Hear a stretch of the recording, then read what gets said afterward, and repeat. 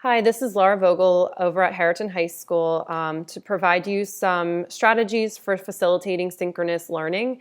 And we're going to start with some really short secondary strategies followed up with some elementary focused ones. So we'll jump right in here. So for a lesson intro that you might be doing in Blackboard Collaborate or Zoom, you could easily make some sort of a this or that question like, the beach or mountains, and you could have it just typed onto a drawing, or you could use the whiteboard if you like that and Collaborate. And then you could simply screen share this with the students. So I'm in Blackboard Collaborate right now. I'm going to go to share content. So that's this little icon down here, and share application screen. And I can go to my Chrome tab, and there is my Friday check-in drawing. And so when I share that, students will now see this view right here. And so when they enter, they'll be able to see your prompt and kind of get some minutes in to think about what they want to share out with the group. It's a great way to get everyone to turn on a mic and maybe share out one-word responses in the Collaborate Ultra session. When it comes to delivering a lesson, one of the fastest ways to help students, especially those who might be a little confused or overwhelmed with all of the different links and places to go, is let's say that I want my students to jump onto a Google Doc. I could simply have that Google Doc ready to go, and I could be sharing that link into the chat. So I'm going to go to a sample lesson here. I'll get my shareable link. And then I'm going to go back to my Collaborate room and simply paste and hit enter. And so now my students who are in the room can click on this link and go right to whatever I'm asking them to do. So that's a way to just cut down on some time and provide more time for the interaction and the learning. Using breakout groups are a great way to facilitate group work. And students especially seem to want to connect with each other a lot through this time. So there are a couple of ways you can have them work collaboratively. One is through a shared Google Doc. So you could, students could click this link and then they can share it within a group that they're working with. Maybe you assign groups, maybe you let them pick groups. So that's one way they can obviously work together on something. But a pro tip that was shared by Joanna Harmelin at Harriton was how to convert a PDF to a Google slide. So taking your worksheets basically and making them editable in a Google slide. And so the link to this video here walks you through the steps on how to do that. Another way for students to collaborate would be if you have something in a PDF, you could have one student's job be the editor of the group. And I've provided some links here to some sample instructions that you could modify and then add to your own PDF document for students. So for example, this is one page that I typed up that I then inserted into a PDF for students. So you can see that one student's the recorder. That's probably the most intensive job in the group, so I try to make sure that they rotate this job. Public relations is in charge of using the hand raise tool to check in with me. Then there's a reader who will read aloud, so everyone's at the same point and all together. And then a tech support person who hopefully doesn't have to resolve tech issues, but we know those happen from time to time. So that's just another way to facilitate a lesson using a PDF where students are collaborating. And then this is the document that you can see how that page from Google Docs was inserted into this PDF. And the great part about this is it actually helps the recorder walk through how to download, and then they can see here how to edit on the PDF, and then how to share their screen with their classmates when they're in the breakout group. So once students are in breakout teams, and you can create those breakout groups right here, you can do it randomly. Randomly is the fastest way to get kids into groups. Groups of 3 to 4, maybe 5 work the best, usually in this case. And so students, when they're in those groups, they become presenters, so they can actually share their screen with each other. So that's something to know in advance. So the person who is your editor would need to share their screen, and this page walks them through how to do that. That's probably the most challenging part for students, is to learn themselves how to share the content. assigning jobs within groups can make them a lot more meaningful and really help students know what they're responsible for individually. And the hand raise tool is an awesome feature for when your students are in a breakout group. You'll get a little notification and you'll see them listed in their group. Their icon will turn purple and you'll know that group is waiting for you, and you'll have the option to jump in and out of groups. So it's really helpful to practice this in advance. Obviously, I know when I first created my groups, I accidentally deleted the groups and we had to go back and make them again. So don't be afraid to try this out with some colleagues before you actually try doing this with students. So the last thing for secondary engagement strategies, a lot of people are probably already doing this, but using any kind of a poll or a Google form to conduct a formative assessment is a great way to engage individual students. A way to cut down on some of the work for yourself is to have like a weekly check-in form where maybe you ask them the same questions or similar questions that are open-ended each week, and you just use the same form. So that's one way to cut down on your time. But there's also a poll feature in Blackboard. If you go to the share content screen again, you'll see polling where you can ask a simple multiple choice or yes/no question. So those are just a few ways to think about facilitating your online learning during the synchronous time frame. Before we jump into elementary guided lessons, a quick note to just be aware of is that I tried to be considerate of how limited our time and resources are right now. So the recommended steps I'm going to share with you may not transition your current, face-to-face model perfectly online. So these are some ways to begin thinking about guided lessons and hopefully get you moving towards that direction if that's something that you are interested in implementing. So the first recommended step is to use your specialists. So a lot of elementary teachers have math specialists and reading specialists that are already available to work with your students. So if there is a way that you can reach out to them and have them work with small groups of specific students on specific lessons that you are assigning for the week, that's probably one of the fastest, quickest ways to implement some level of guided instruction. So don't be afraid to reach out to them. The second way would be to start with one guided lesson, and this is a strategy being used right now by Madison Green at Marion Elementary, so shout out to her. I think this is a great entry point for synchronous instruction by taking one of your math or reading lessons that you've already created, you've already assigned for the week, and to make it your guided lesson. So you just want to be really clear with your students in advance which one that's going to be. So if I'm teaching reading stations and here's my setup for the week, and maybe I have a Monday, Wednesday, and Friday lesson, maybe Wednesday's lesson I know is the most important lesson or the hardest lesson for them to do.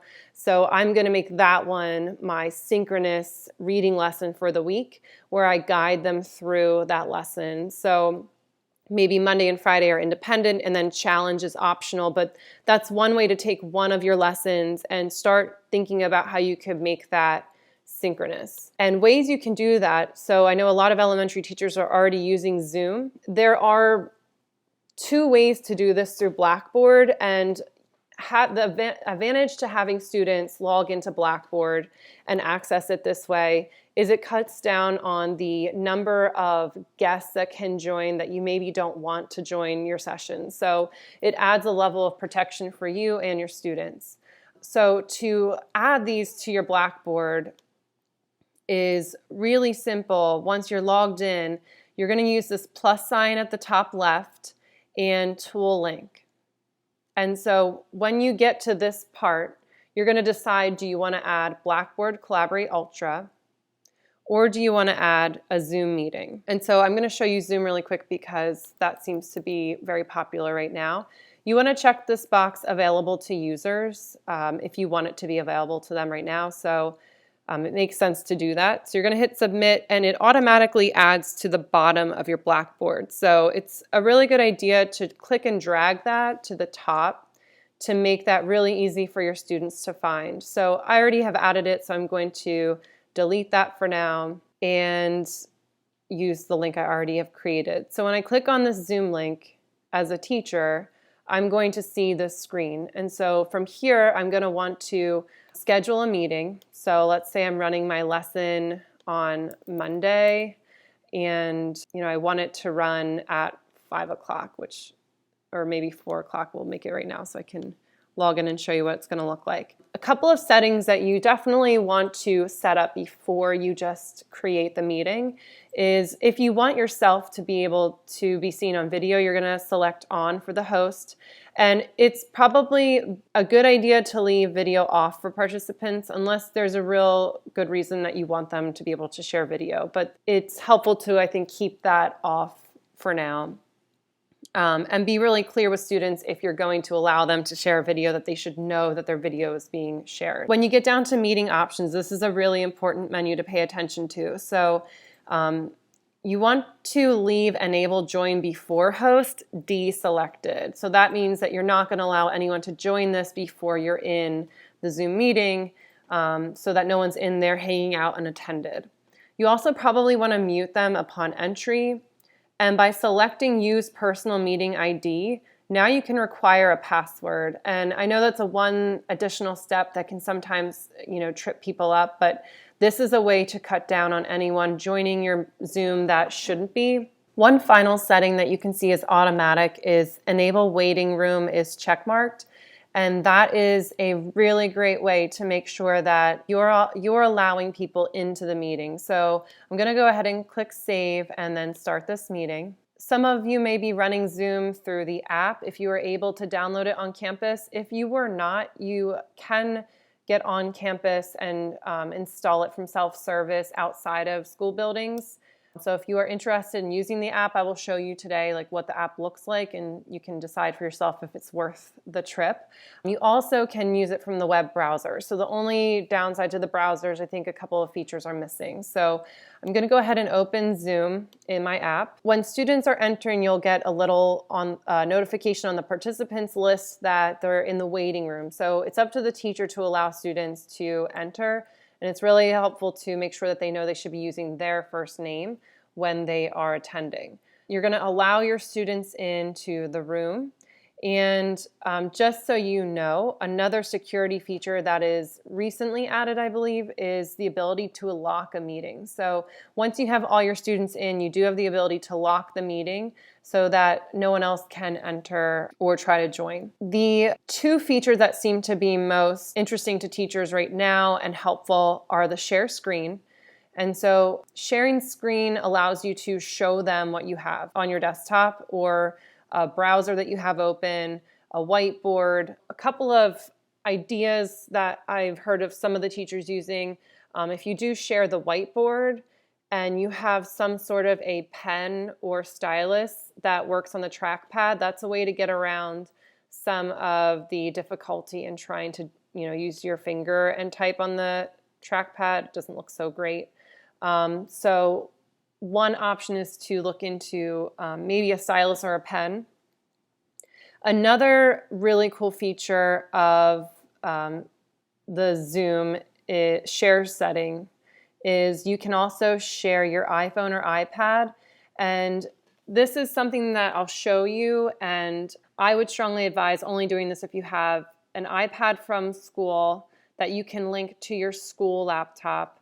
Unless if you are on a personal iPad, you can link it to a personal computer. I just wouldn't be sharing a personal iPad to your school issued laptop. And to do this, you must have the Zoom app downloaded. I'll show you really quick one thing you can do. So if I do the iPhone iPad via cable, I am already synced up to it. I'm going to hit share. And so you can see that I have the Notes app opened on my iPad, and I can go ahead and start my math lesson. So I'm going to choose over here the little markup tool, and it's the same icon you would use in Preview. And so here I can do my math lesson. I can walk kids through problems. Maybe I'm doing fractions, and I want to show them how to multiply and maybe point out something about it so I can change colors and I can talk about certain numbers or actions that I took. So that is a really easy way, and I'm just using a stylus on an iPad right now. Another way you can also help facilitate some guided lessons with text would be if I am doing a science lesson or maybe a reading lesson, I can select the plus sign here and take a photo. And so maybe I'm doing a lesson about diversity. And so I'm walking you through this, but I would advise having this picture already ready to go. So I'm going to take a picture of the page that I want to use with students. And from here, I can then edit the picture. So if I select the picture, I just clicked on it, I'm going to select this markup tool in the top right. Now I can mark up the text with my stylus. So maybe I want them to focus on this paragraph only and we're going to read it aloud, or maybe I want to highlight something, and so here's where I want you guys to start reading, and I want you to look up what that word is and what that word is. So that's a way to mark up and annotate text right within an iPad in your notes. So pretty simple. So that is a way for a teacher to annotate for the students. Going back to this Google Doc, I just wanted to point out there is a link to a pen that you can buy on Amazon. Rachel King is using this pen in her math support class at Marion Elementary. Shout out to her. And she's using it on the trackpad with her laptop, and she's using it on her trackpad to help with providing math support. The other way to facilitate synchronous guided instruction would be with Collaborate Ultra, and this might be new to elementary teachers. So there are a couple of features to know about in Collaborate Ultra. So when I go back to my Blackboard site, and instead of using my Zoom link, I've added a Collaborate Ultra link. It's going to work really similar to Zoom. There are a couple of differences. The one major difference is you cannot share an iPad or iPhone the way I just showed you. So that is one major difference between the two, but you can do a lot of other things. So when you add the Collaborate Ultra tool for the first time, you'll have a course room, and then you'll have the ability to create sessions. It's recommended that you lock the course room just like that, unless you're using it. So if you leave it unlocked, students can jump in there at any time. So that's a way to make sure that no one's in there without you supervising. So before I join my course room, I'm going to show you how to create a session really quick, and that's just by clicking that button, and then you can set up the session. A couple of things to note about setting up sessions that are really important are you have to scroll to session settings, and it's right down here, participants can. And if you don't want to allow video, it's helpful to deselect that.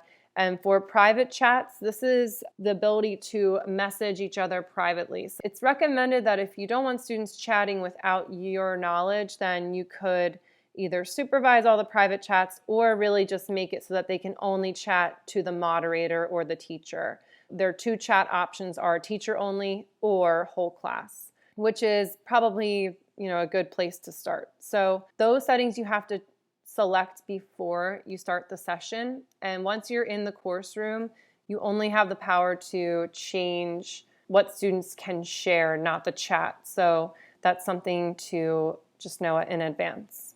And if I do want to change that, I'm going to go to this bottom right little corner icon, click on the gear, session settings, and here's where I can allow students to share video if I change my mind about that. The share content tool is going to be a lot like the share screen tool in Zoom. So this is where you're going to find the ability to share other windows, a whiteboard.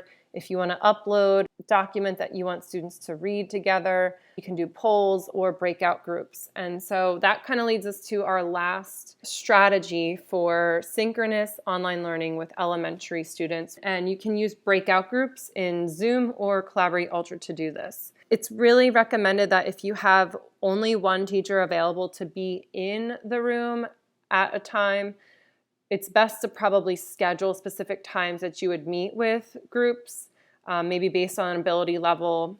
That is, if you only have one teacher, that's the best way to go for now.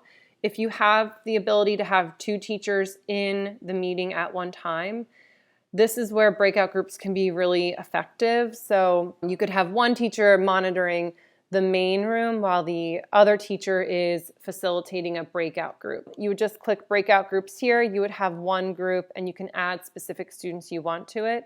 Same idea for Zoom. So you could go back to your Zoom and create some breakout groups Probably want to select manually so you can choose the students you want in the room, and then you're going to create the rooms. And so maybe breakout room 1 has all of the students in it, and then breakout room 2 has the students that are working in the small group with their teacher for an interval of time.